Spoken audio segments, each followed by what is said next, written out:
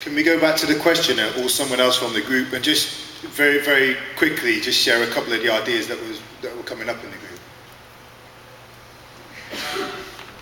Well, I mean, I think we were just really thinking about using it as an alternative. We've only got a certain amount of capacity to engage in promoting our work, and whether we should be saying, well, look, in actual fact, our time can be better spent trying to get messages out through discussion forums, through our own websites and that sort of thing, rather than having to get little flashes and snippets of coverage that we would manage to achieve through the traditional media outlets. So I was really just sort of saying, shouldn't we be looking elsewhere rather than saying, how can we promote new media through traditional media? Okay, I'll come back to you. Just quickly. I just wanted to just add about the fact that I don't really think using web and new media is actually less work. It can actually be more work, because the thing about the web is it's so current and so quick. You've got to be updating it all the time and be on it to make it interesting. I mean, we invested a lot of money, or a bit of money, putting a community forum on our website, because that's what everyone said they wanted. We want this community forum, we want to be able to post messages and get responses. We did that, and after about a month, nobody was using it, and so it just died a death, really, because it needs people on there all the time, you know, chatting, having discussions. So it's not actually less work in some ways, it's quite a bit of work. But it is, if it works, it's worked really well, but it's quite hard to get going. Maybe we can just very briefly, Angela, come to you. I know BBC's been criticised, hasn't it, from Rupert Murdoch at least, because for consuming this whole new media and all the alternative routes as well. But just in terms of the question, how do you see that playing itself out? And is it a competition? Is it something that can be done in complement with what's going on with mainstream? I think it can run parallel.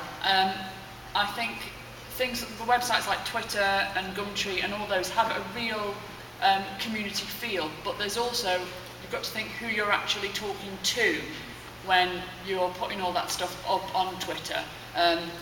If you're spending a huge amount of time tweeting and the people who are following you are the people who are on your committee or the people who already come to your events, then you're not reaching new people. And you need a huge amount of effort, as the lady at the end said, to make sure it's current, to make sure it's relevant, to keep updating it, so that new people might find you. I think you can use them very, very well, and you can use them very, very cleverly, but I think they, at the moment as it stands, I think they need to run in parallel. Okay, I know that there are, even on the panel, more voices on this. Please, again, encourage you to talk afterwards. Can I come to group 4 now, please? Remember your name, the main theme for your group, and then your question, please. Hi everyone, my name is Coulter. I'm here as a development worker for the Bristol Women's Forum. Group 4 discussed innovative ways of engaging young people. I think you partly covered this question in the previous discussions, but it's a two-part question. First was what kind of media initiatives are most effective in getting through to young people? And the second part was, why do some, particularly I think this is going back to the BBC, why don't they have a single point of contact for publicising community and young people's events? So that's a two-part question there. Okay, I'm going to start with Phil on this because he wanted to speak on the last one, so I'm going to be nice and you can come in first on that with some of your work. Effective ways of engaging young people. Yep, it fits in quite nicely with the last one actually, because youngsters, as we know, are very media or new technology savvy. It used to be in the old days, if you wanted your video programming, ask the 4-year-old because he'd do it and not record, you know, football as opposed to EastEnders or something. We've just signed a deal. We're working with the Bristol Music Industry Foundation, which is a great organisation that supports local music, etc.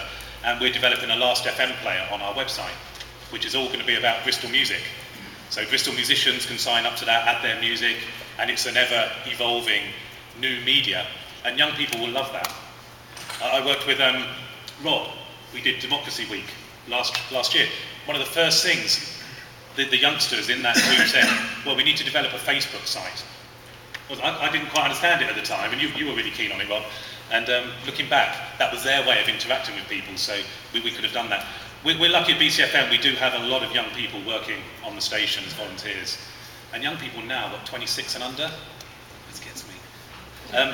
But we have the youngest presenter in the country, a 7-year-old Asian kid doing a 2-hour Saturday night show, who just through the sheer nature of it, all his school friends know about it, they come on the show, he interacts with those.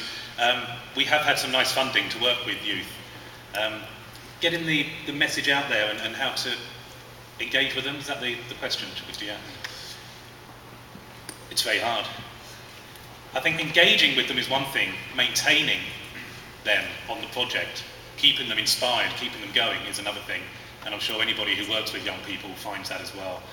You can normally find it, and what we try not to do is find the same old, the people that know how to engage with certain projects, and it's the same people coming to us all the time. We want to go out and engage with those hard to reach people. We started off years ago when we were funded by Community at Heart, Radio 19, going out with a laptop, a set of headphones and a microphone, just going to the shops in Barton Hill, getting people going to the youth projects and things, just talking to that, make some music, and then within 5 minutes they heard their voice back and they were almost rapping to the music or whatever young kids do, you know. So I think it's talking to them at their level, which I can't do, so we get people to do that. It's a really hard question. Stacey, this is going to be a big part of your work as well in Barton Hill, isn't it? Yeah, it is a big part of our work, but it is also hard, like Phil said. I mean, one of the things that we're trying to develop more is working closer with the schools in the area so that we can reach young people that way. So I think probably one of the things that we need to think about before we do that is why do young people want to get involved? Or, I mean, obviously we're trying to get people involved in, in community work, basically. And you know, if you think, well, did I do that when I was young? Or what are we trying to actually get young people to do? And so we have been very lucky in Barton Hill that we've got quite a few really positive role models that were involved in the project when they were quite young and are now in their early 20s.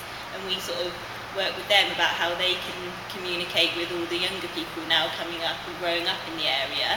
So it's about having those sort of identifying individuals that might be able to help sort of get your message out, and then also with our newsletter we've asked the local youth group to basically take on doing part of that for us, because what's interesting to me and to other readers isn't going to be interesting to them, so it's about them. I'm just sort of passing that over to them to take ownership to do that part of the newsletter. And I just want to pick up on that other question, I suppose, that could be helpful, Angela, was about the single point of contact with the BBC. Particularly for community activities and events? There are lots of ways that you can get in touch with the BBC, and they are all publicised, they're all on the website. You can, on a personal level, you're very welcome to email or call me. There is a website that you can send press releases to, and on an average day we get between 400 to 600. So people are there, and people do know that system is there. You're very welcome to use it. Please email me. A single point of contact that's why I'm here. I can be your single point of contact. Okay.